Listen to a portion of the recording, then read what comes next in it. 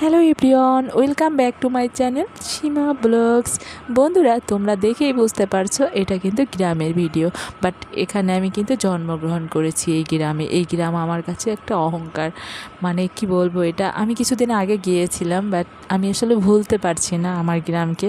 এত সুন্দর, আর এই সময় তো কোনো কথাই নেই। দেখো চতুর্দিক দিয়ে শুধু জল, মানে কী যে একটা ভালো লাগে, এটা বোঝাতে পারবো না। দেখো শাপলা ফুটেছে, এত ভালো, মানে আমার কাছে ভালো। আমি জানি না, আমি হয়তোবা তোমরা বলতে পারো যে আমি জন্মগ্রহণ করেছি ওই গ্রামে, এই কারণে ভালো লাগে। বাট তোমাদের কাছে কেমন লাগে একটু কমেন্ট করে জানাবে।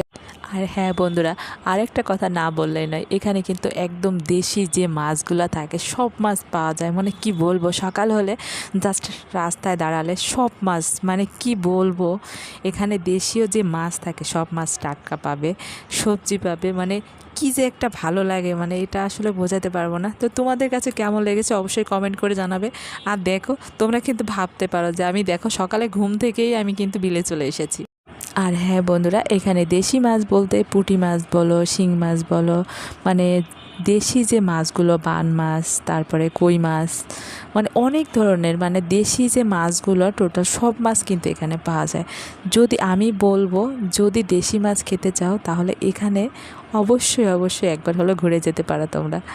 আমার মনে হয় যারা একবার আসবে পুনরায় তাদের আসতেই হবে, এমন একটা জায়গা। তো দেখো, আমি কিন্তু সেই সকালে ঘুম থেকে উঠেই চলে এসেছি শাপলা তোলার জন্য। তো যাই হোক, তোমাদের কাছে কেমন লেগেছে তোমাদের সাথে শেয়ার করলাম। আমার ভালো লেগেছে তাই শেয়ার করেছি। ভালো লাগলে অবশ্যই একটা কমেন্ট রেখে যাবে।